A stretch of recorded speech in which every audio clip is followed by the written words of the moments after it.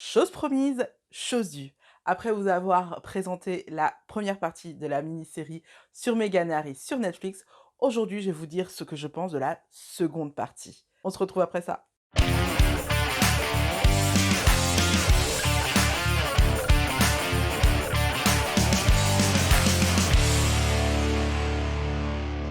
Coucou mes cornes, je suis ravie de vous retrouver pour cette nouvelle vidéo. Cette vidéo, ce sera la seconde partie de la première vidéo que j'ai postée la semaine dernière sur la première partie de la série sur Meghan et Harry. De toute façon, je vous l'ai dit dans l'introduction, donc normalement vous avez capté l'idée, hein. Aujourd'hui, on va parler de la deuxième partie. Comment vous dire que cette fois-ci, j'ai écrit plein de notes pendant mon visionnage.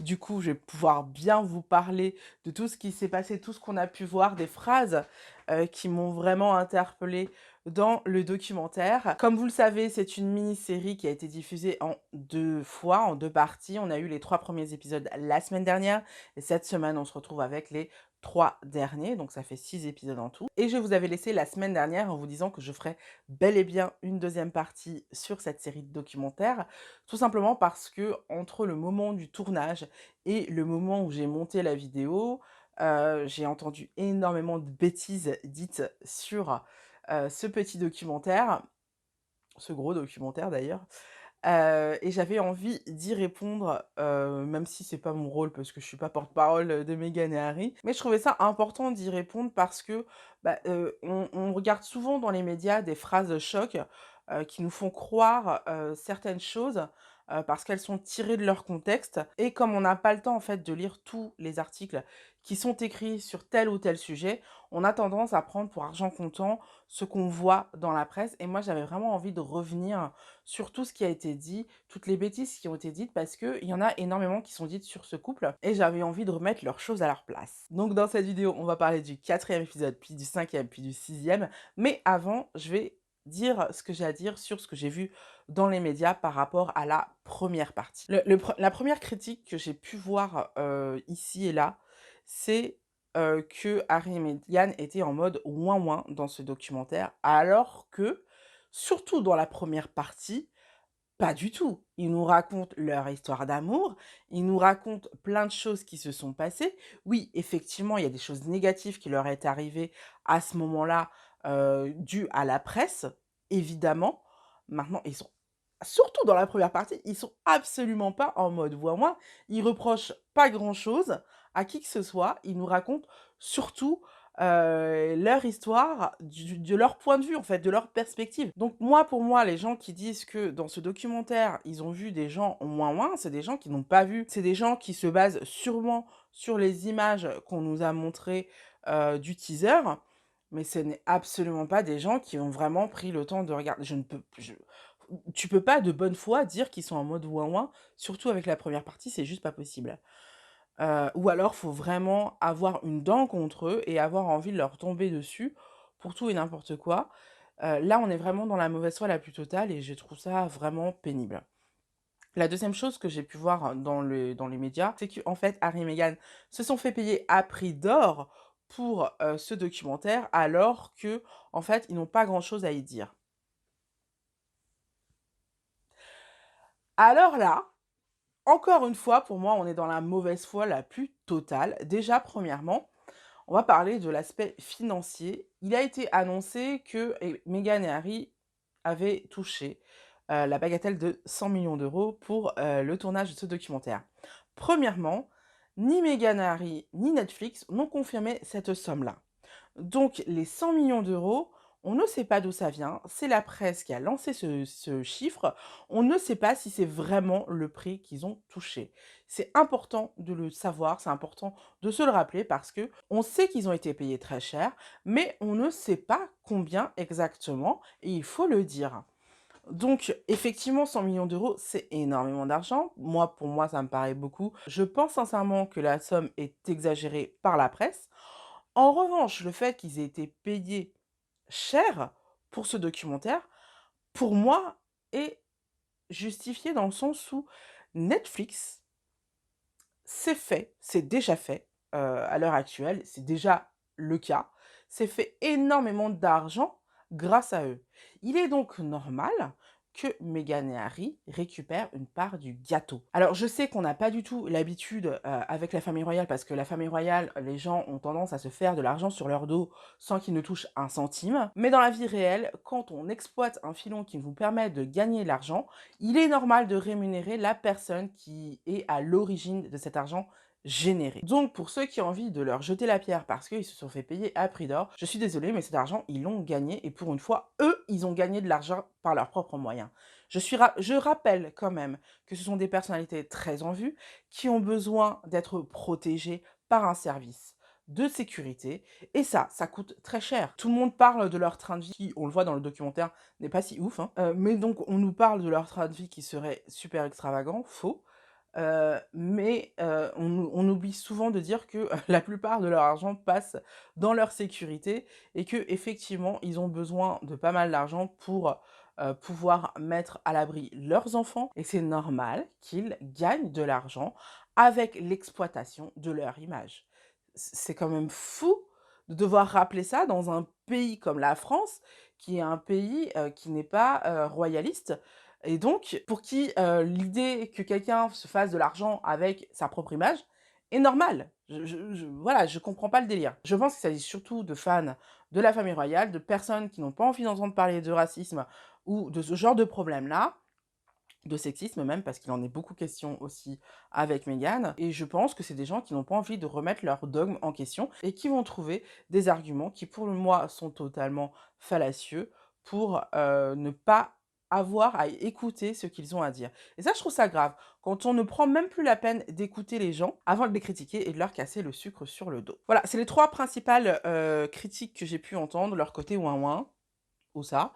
Le fait qu'ils aient été payés 100 millions d'euros alors qu'en fait on n'en sait rien et le fait qu'ils gagnaient de l'argent, et que du coup les gens avaient pas envie d'écouter ce qu'ils avaient à dire parce que pour eux, en fait, ils ont fait ce documentaire pour avoir de l'argent et pas forcément parce qu'ils ont quelque chose à dire, ce qui est absolument faux. On apprend énormément de choses sur ce qu'ils ont vécu. Déjà dans les premiers volets, on apprend vraiment ce qui s'est passé avec le père de Meghan, avec la sœur de Meghan, parce que vous vous souvenez forcément qu'il y avait eu des polémiques par rapport à ça. On avait eu une histoire comme quoi c'était Meghan qui les avait désinvités.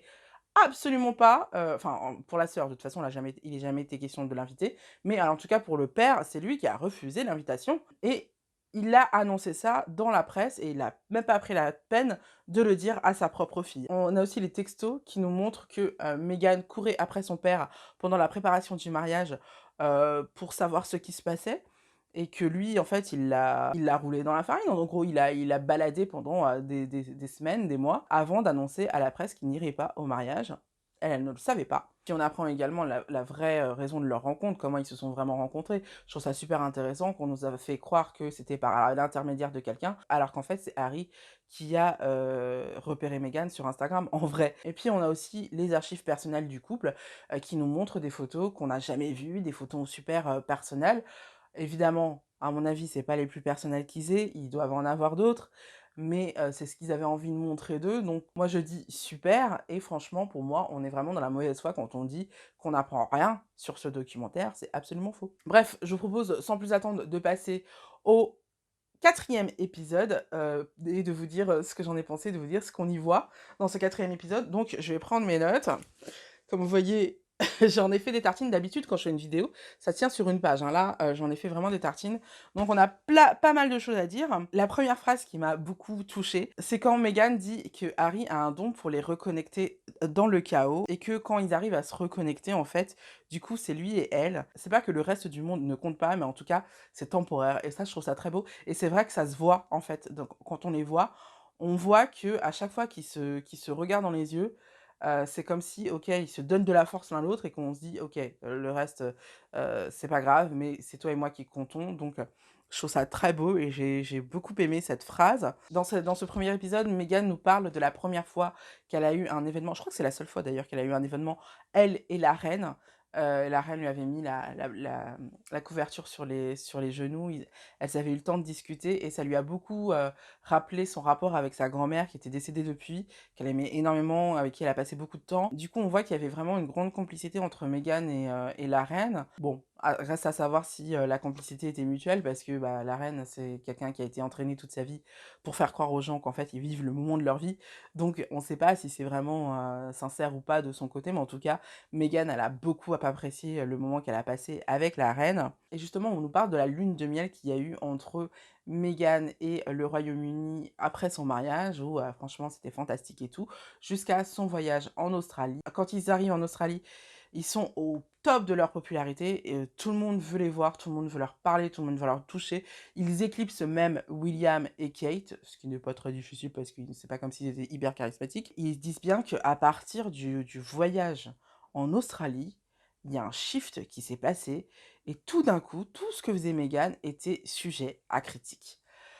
Et on nous voyait vraiment, la différence entre les coupures de presse, genre Kate mange des avocats et donne des avocats à donner à ses enfants. C'est super healthy, c'est génial franchement.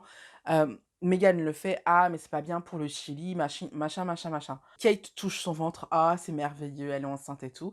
Meghan touche son ventre: «Ah elle est narcissique, c'est pas bien, elle est égocentrique et tout». Enfin vraiment, c'était vraiment un truc de dingue et par rapport au fait de toucher son ventre, je ne connais pas personnellement de femmes enceintes qui n'ont pas, à un moment ou à un autre, surtout quand elles étaient en public, touché leur ventre. C'est quelque chose qui est tellement, tellement naturel pour une femme enceinte. Je trouve ça abusé de reprocher à une femme enceinte de toucher son ventre, quoi. Et justement, il y a un des intervenants dans ce documentaire qui fait pas partie de leur staff, je crois. Il me semble que c'est un chroniqueur ou un journaliste qui nous fait remarquer qu'en fait, quand on a sorti le fait qu'elle avait fait pleurer Kate, alors qu'on sait aujourd'hui que c'est l'inverse qui s'est passé, mais bon bref, quand on nous dit qu'elle a fait pleurer Kate, ça nous rappelle en fait à ce syndrome de la Angry Black Woman. Je vous en ai déjà parlé. C'est le fait de stéréotyper les femmes noires et de dire qu'en fait les femmes noires sont souvent très en colère, sont souvent agressives et totalement scary. D'ailleurs, j'utilise le mot scary à dessein.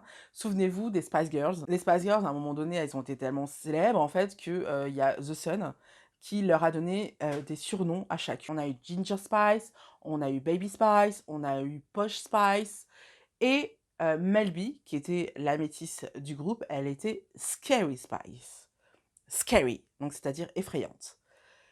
En quoi Melby était effrayante? La plus remontée du groupe, la plus véhémente du groupe, c'était Jerry Halliwell. Jerry Halliwell, c'était Ginger Spice. En fait, ils ont appelé Melby Scary Spice parce que pour eux, elle était effrayante. Et qu'est-ce qui était effrayant chez elle? Bah, elle était métisse, en fait. C'est tout. C'est tout ce que tu peux trouver d'effrayant. Elle était métisse, elle avait les cheveux naturels, elle avait, voilà, ça suffit. Et donc, c'est vous dire à quel point, effectivement, le racisme de la presse britannique n'est pas du tout nouveau et qu'on en a eu des démonstrations pendant des années et des années. Sauf qu'à l'époque, je pense que on n'était pas assez déconstruit pour le remarquer. Et donc c'est à ce moment-là que Meghan a commencé vraiment à être victime d'un cyberharcèlement. C'était pas comme au début, bon, il y avait quelques coupures de presse qui la remettaient en question, il y avait quelques coupures de presse qui étaient racistes, des trucs comme ça. Non, là, c'était vraiment à chaque fois qu'elle faisait quelque chose, en fait, il y avait quelque chose à redire. À chaque fois. Et vraiment, on l'a vu sur le vernis noir, par exemple, quand elle est allée à une soirée, elle portait du vernis noir. Oh mon Dieu, les membres de la famille royale ne doivent pas avoir de vernis de couleur. Or, dans l'épisode précédent, Harry nous dit bien qu'en fait, ça n'existe pas en vrai il n'y a pas de règle comme ça en fait dans le protocole familial. En fait, c'est juste parce qu'il n'y a pas eu de précédent. Donc la presse a décidé que c'était dans le protocole, mais en fait, c'était absolument pas dans le protocole. Bref, plein de petits trucs comme ça. Donc évidemment, ce qui devait se passer arriva. Meghan a commencé à se sentir de plus en plus mal jusqu'à faire une dépression. Meghan a commencé à avoir des idées du style: si je disparais, tout s'arrêtera. Et Harry nous dit bien qu'à ce moment-là, même lui, en fait, finalement, il lui disait: «Non mais c'est pas grave, on va continuer, reprends-toi, ressaisis-toi, le plus important, c'est l'image qu'on donne devant les autres et tout». Et avec le recul, en fait, il se sent très honteux et en colère de la réaction qu'il a eue parce que, bah, en fait, clairement, c'est l'éducation qu'il a eue, quoi. Il nous fait bien comprendre, en fait, à quel point on te bourre le crâne on te bourre le crâne, pardon, et on te fait croire, que ce qui est plus important, c'est l'image, alors que c'est pas du tout le cas. Je pense qu'il y a aussi, à mon avis, dans sa dépression, le fait d'être enceinte et que les hormones sont en ébullition, c'est normal. C'est tout à fait normal. Il y a pas à le lui reprocher quoi que ce soit et puis de toute manière, on sait très bien que quand une femme est enceinte, il faut la laisser tranquille. Il faut, lui donner de l'espace, il faut la coucouner, la chouchouter pour qu'elle soit dans les meilleurs auspices possibles. Donc ce n'est certainement pas sa faute à elle, mais plus la faute des médias qui savaient très bien qu'elle était enceinte et qui auraient pu la laisser tranquille parce qu'on a compris qu'elle était enceinte à peu près à un moment où elle était en Australie parce qu'elle commençait à avoir un ventre rond. Donc les médias savaient très bien qu'elle était enceinte, ils auraient pu vraiment se calmer, la laisser vivre sa grossesse tranquillement, mais non, ça n'a fait qu'augmenter, qu'augmenter, qu'augmenter, qu'augmenter. Et c'est à ce moment-là que Harry nous explique en fait que chaque maison royale a ses attachés de presse, a son bureau de presse. Et qu'en fait, la règle dans la famille royale, c'est qu'en fait, quand un magazine a une histoire sur un des bureaux, en fait, une des maisons, il l'appelle le bureau de presse concerné par l'histoire. Et la plupart du temps, en fait, ce que font les attachés de presse, c'est que ils font: «Non, non, non, ne racontez pas cette histoire, ne me racontez pas cette histoire. J'ai une histoire plus intéressante à vous raconter» et en général, c'était Meghan et Harry qui prenaient parce que, en fait, c'est une vous avez dû vous en rendre compte parce que moi, je m'en suis rendu compte parce que dès cette époque-là, avec mes amis, qui savent à peu près que je me reconnais beaucoup en Meghan et donc avec qui on parlait de Meghan et Harry. Quand il y avait un truc qui se passait qui était pas bien et que je voulais me dédouaner en fait, je disais un truc du genre: «Mais de toute façon, c'est la faute à Meghan». Je suis sûre que je suis pas la seule à l'avoir fait et je suis pas la seule à avoir compris que, Meghan avait bon dos dans tout ça. Mais, à partir de ce moment-là, c'est vrai que à chaque fois qu'il se passait quelque chose dans la famille royale ou au Royaume-Uni, hein, parce que, Meghan et Harry ont été géniales pour ne pas parler du Brexit et pour ne pas parler ou pour moins parler en tout cas de l'échec total qui a été le Brexit. Meghan a été franchement le souffre-douleur, a été le bouc émissaire d'énormément de choses. Et donc, Harry nous explique vraiment pourquoi c'est presque institutionnalisé dans la famille royale. Quand il y a une histoire qui concerne une personne de la maison qui est représentée par le bureau de presse, en fait, l'attaché de presse va dire non, faites plutôt une histoire sur Meghan et Harry. Et je trouve ça dingue. Et c'est là que on va comprendre en fait pas qui est derrière tout ça, mais qui est le principal responsable. Peut-être pas responsable, mais qui a beaucoup, beaucoup bénéficié de ce qui s'est passé avec Meghan et Harry qui s'en sort indemne, super, à chaque fois. Parce que en fait, Meghan et Harry étaient rattachés au même bureau de presse que William et Kate. Souvenez-vous, les Fab Four. Donc en fait, c'était une équipe. Donc il y avait un bureau de presse qui s'occupait de tout le monde.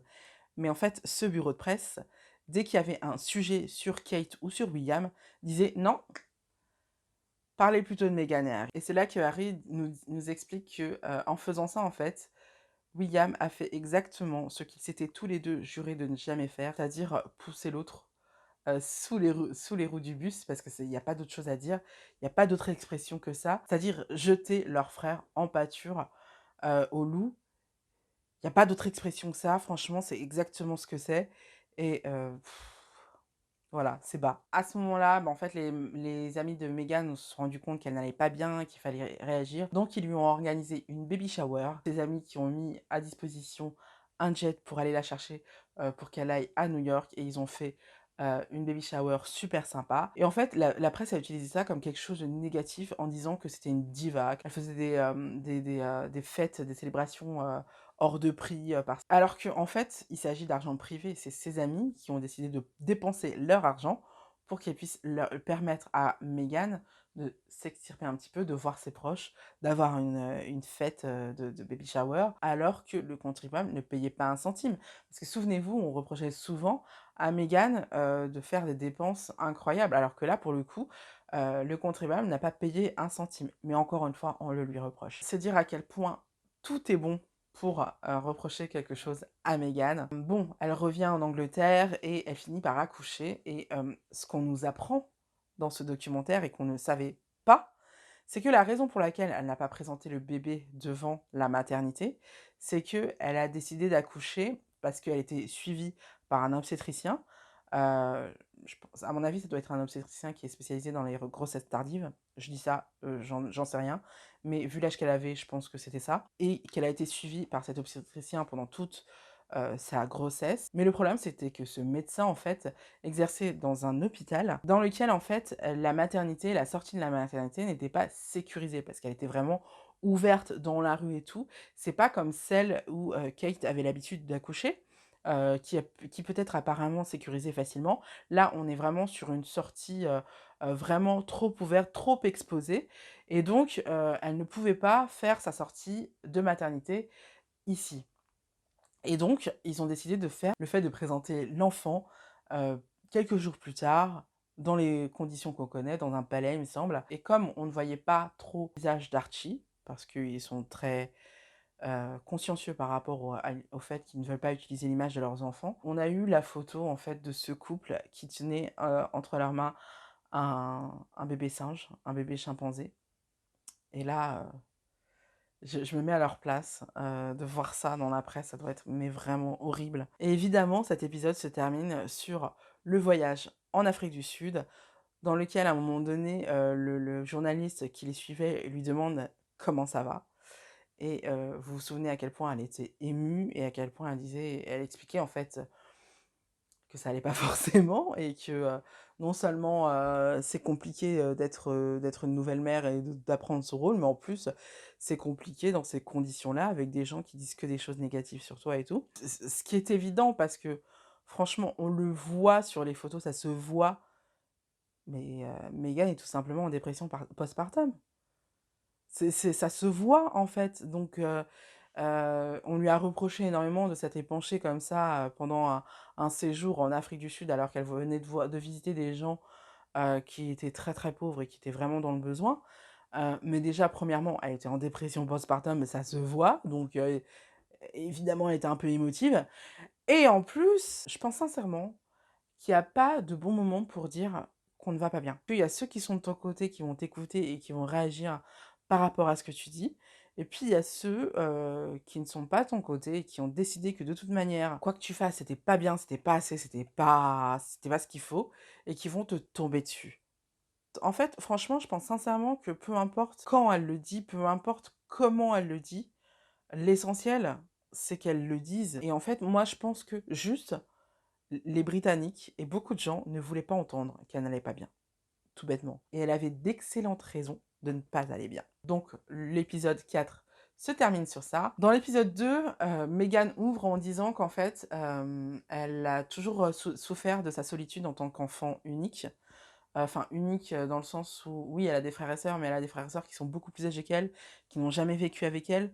Donc en fait, elle a beaucoup plus, grandi en tant qu'enfant unique et elle rêvait d'avoir une grande famille et c'est pour ça elle a tout donné en fait pour pouvoir continuer à faire partie de cette famille, pour pouvoir contenter tout le monde et tout et elle donnait son maximum, mais c'était jamais assez. C'est là qu'on nous parle de la fameuse lettre à son père. C'est une lettre qu'elle a écrite à son père pendant le mariage ou après le mariage, où elle était à cœur ouvert avec lui et elle lui disait, ce qu'elle avait à lui dire et tout et cette lettre a été publiée, qui est évidemment illégale.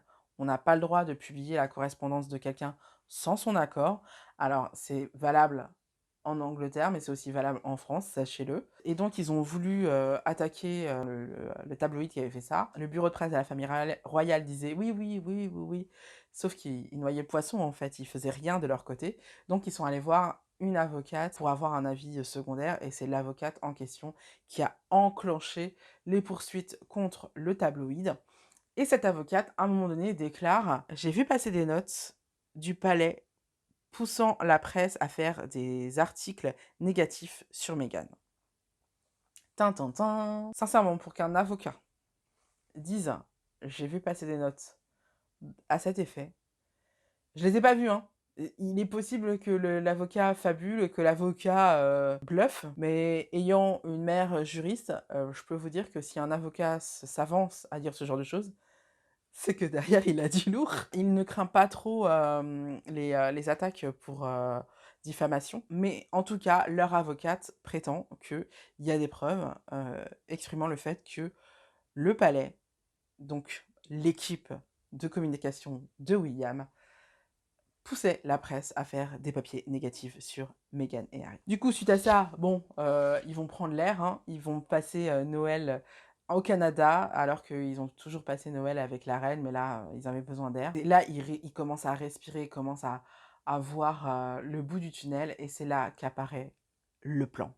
Le plan, c'est quoi? C'est se désengager un peu de la famille royale, vivre toujours dans le Commonwealth, mais pas à Londres, parce qu'en fait, le fait qu'ils étaient sur une île à Vancouver et que du coup, bah, la presse avait du mal à venir les voir et à venir les harceler, hein, faut pas, il n'y a pas d'autre mot. Ça leur permettait un petit peu de revivre, d'avoir un petit peu d'oxygène et d'avoir un semblant de vie privée. Et du coup, ils en ont parlé au papa, ils en ont parlé aux frères, ils en ont parlé à la reine. La reine qui a eu Harry lui a dit bah, viens me voir, je suis libre cette semaine. Donc en rentrant du Canada, ils sont allés directement voir la reine. Et là, l'équipe de la reine lui a dit que la reine était bookée toute la semaine et qu'elle ne pouvait pas le voir. Alors que Harry savait très bien qu'elle était libre et que en fait, elle lui avait demandé de venir le voir. Donc c'est là qu'il s'est rendu compte en fait. Les hommes en gris, comme ils les appellent, faisaient bloc autour de la reine. Non seulement ça, mais en plus, leur plan avait leaké dans la presse et ce que Harry explique, c'est que... Et Harry explique qu'en fait, ils ont eu plusieurs plans. D'abord, au début, c'était d'aller vivre en New Zealand. Ça s'est pas fait parce que ça a leaké. Après, ils ont décidé d'aller en Afrique du Sud, ce qui était parfait parce que ça leur permettait de représenter la famille royale tout en étant en Afrique, qui est un continent qui leur tient particulièrement à cœur, vous le savez, si vous avez vu ma vidéo précédente. L'idée se tenait, mais ça a échoué parce que ça a leaké. Et là, ils refont le coup avec le Canada, et cette fois-ci, il y a seulement la reine, le prince Charles et le prince William. Il n'y a que ces 3 personnes qui sont informées et Sally. Donc, comprenez ce que vous voulez. Moi, je pense que c'est l'une de ces 3 personnes qui a leaké l'information. Laquelle? Hmm, voilà. Du coup, vous le savez très bien, ce qui a suivi, c'est que Meghan et Harry ont annoncé leur décision de se retirer un petit peu de la famille royale et de gagner leur propre argent et de représenter la famille royale loin de l'Angleterre, mais le faire dans un pays qui appartient au Commonwealth. Ils ont décidé de l'annoncer ça sur Instagram avec un post super bien rédigé qui a été longtemps réfléchi par les avocats, par leur bureau de presse, parce qu'à ce moment-là, ils avaient un bureau de presse. Et là, évidemment, leur presse leur tombe dessus, dans le sens où on leur dit qu'ils en ont jamais parlé à la reine. Franchement, la famille royale a fait croire, vraiment, parce qu'il y a eu vraiment des communiqués de presse qui disaient que, en fait, la reine et la famille royale apprenaient ça sur Instagram, alors que c'est pas du tout le cas, puisque c'est un des membres de la famille royale qui a fait leaker l'information, ou en tout cas un bureau des membres de la famille royale qui a sûrement fait leaker l'information. Et donc ils ont attendu que Meghan reparte au Canada avec Archie pour dire à Harry de venir pour une réunion. Et donc en fait, elle nous explique que c'est affolant parce que ils vont prendre une décision sur ta vie, sur des choses que tu subis, sans que tu sois là, quoi. Et c'est vrai que c'est incroyable. En fait, je pense qu'ils voulaient parler entre leur famille, tu vois. Sauf qu'il s'agit de sa vie également, et donc ils auraient dû la convier également, quoi. C'est un peu fou. Je crois, j'ai vraiment l'impression, en fait, quand je les entends, quand je regarde tout ce qui se passe autour d'eux, j'ai vraiment l'impression que ces gens-là ne sont pas conscients. Ils mettent la vie d'autres personnes en danger d'une, mais aussi en balance, quoi. Que de leur décision dépend le destin d'autres personnes qui n'ont rien demandé à personne. Enfin, j'ai vraiment l'impression qu'ils sont pas conscients de ça, que pour eux, tout ce qui compte, c'est la famille royale, et que si on doit foutre en l'air la vie des autres, c'est pas grave, le plus important, c'est la famille royale. Comme si la famille royale était plus importante que la vie des autres. Enfin, je veux dire, en tant que républicaine, ce genre d'attitude me rend folle, parce que, bon, concrètement, la famille royale d'Angleterre, c'est une royauté parlementaire, donc ça veut dire qu'ils n'ont pas vraiment de pouvoir politique. Donc en fait, ils n'ont qu'un pouvoir symbolique et qui sont prêts à sacrifier des vies incalculables, parce que j'aimerais qu'on fasse le cumul de toutes les vies qui ont été fracassées par la famille royale. Tout ça pourquoi? Pour un symbole. Et du coup, ils ont eu cette fameuse réunion entre Charles, la reine, William et Harry. Ils étaient censés discuter de l'avenir de Harry et Meghan. Et Harry, il a beaucoup d'humour. Il dit, en fait, il y avait 5 possibilités, il y avait 5 scénarios. La première, c'était qu'on faisait comme si de rien n'était et qu'on continuait comme on a commencé et que rien ne se passait. Les 5 autres, c'était que, Meghan et moi, on quitte la famille royale et que du coup, il y ait plus de lien entre nous. Et là, alors truc hallucinant, comme, dans la presse, on disait que c'était William qui, intimidait, Meghan et Harry et qui leur disait de quitter la famille royale, le palais a demandé à Harry de se joindre à un communiqué de presse disant que William n'y était pour rien. Et là, il a halluciné parce qu'il se dit: «Mais moi, quand je leur ai demandé de rétablir des vérités et de démentir certains propos de la presse, ils me disaient: "Laisse pisser, ne dis rien, never complain, never explain", donc ne te plains jamais, n'explique jamais. Et là, parce que c'est le prince William qui est dans la tourmente, moi, je dois faire un communiqué de presse, mais c'est hallucinant, quoi. Et là, c'est là que Harry nous fait remarquer qu'en fait, on a appelé ça le Mexit, en faisant croire que c'était, Meghan qui était à l'origine de ça et tout, alors que partir, c'est la décision de Harry. D'ailleurs, il l'a toujours dit. Il nous a toujours dit que c'était sa décision. Et c'est là que le cyberharcèlement prend le relais et on nous parle vraiment, de la haine, qu'a suscité Meghan, surtout Meghan, hein, à ce moment-là où il y avait des menaces de mort, quoi. Et on nous explique que on a eu, des millions et des millions de tweets qui étaient imputables à seulement 83 comptes de haters, sur Twitter. Et qu'en fait, ces 83 comptes avaient touché 170 millions de personnes tellement ils étaient, remontés et tellement ils faisaient de tweets, de tweets et de tweets. On était vraiment dans l'obsession où on avait vraiment des tweets qui cherchaient à mettre Meghan Markle à bas et on se rend compte qu'en fait, il y avait que 83 comptes qui faisaient ça, quoi. Et dans ces 83 comptes, on a Samantha Markle, la demi-sœur de Meghan Markle. Alors je suis désolée, peu importe le contentieux qu'elles ont entre elles deux, moi il me viendrait jamais, je suis en froid avec mon frère en ce moment, il me viendrait jamais à l'idée d'ouvrir un compte Twitter, ou en tout cas d'alimenter un compte Twitter l'accablant, quoi. Alors que j'ai d'excellentes raisons de lui en vouloir, je ne ferai jamais ça, quoi. Je ne ferai jamais ça à mon frère, pour la simple raison que c'est mon frère. Cette famille, Markle, franchement, et c'est que du côté du père, hein. Apparemment, du côté de la mère, ils sont adorables, mais alors du côté du père, ils sont détestables, mon Dieu. Et donc c'est là que, évidemment, Meghan a commencé à recevoir de plus en plus de menaces de mort. Et à un moment donné, Meghan a des trémolos dans la voix et dit, «Mais les tabloïds, vous vous rendez compte qu'en fait, vous donnez aux gens l'envie de me tuer?» On voit vraiment les menaces de mort et tout, c'est horrible, franchement, c'est abusé. Alors pour nous, une menace de mort, c'est un délit, hein, on peut se retrouver en prison pour ça, hein. Je tiens à préciser, je tiens à le rappeler s'il y a des gens qui veulent, s'amuser à ça, c'est pas une bonne idée. Et c'est là que je me rends compte en fait que le montage pour le teaser a été un petit peu, sensationnaliste parce que en fait, les images où on voit Meghan s'essuyer les yeux comme ça, vous vous souvenez dans le teaser? Et ben en fait, c'est suite à une séance de relaxation et de sophrologie, et effectivement, c'est le genre de truc où forcément à un moment donné tu te lâches, les nerfs se lâchent et bah, il commence à elle a pleuré et je crois que même, Harry était un petit peu ému. Donc voilà, on est un petit peu en fait, c'est pas par rapport, à l'interview, c'est par rapport à une séance, de sophrologie. Et ensuite, il nous parle du fait qu'ils ont décidé de quitter, le Royaume-Uni et de quitter leur fonction royale définitivement. De toute façon, ils n'avaient pas vraiment le choix en fait quand tu vois, comment se sont passées les choses, ils n'avaient plus le choix. En fait, ils étaient obligés de prendre une décision. On voit leur dernière semaine au sein de leur famille royale, et on voit qu'à ce moment-là, Meghan décide de porter des couleurs, ce qu'elle n'avait jamais fait. Elle portait du beige, du blanc, de l'écru, du marron, enfin des trucs, des couleurs assez neutres. Et là, elle avait décidé vraiment de porter de la couleur parce qu'elle en avait plus rien à carrer. Donc, c'est super de la voir en couleur. C'est vrai que j'avais trouvé que leur dernière semaine, ils étaient particulièrement resplendissants. D'ailleurs, ils ont adoré leur dernière semaine, ils ont trouvé que les gens étaient beaucoup plus,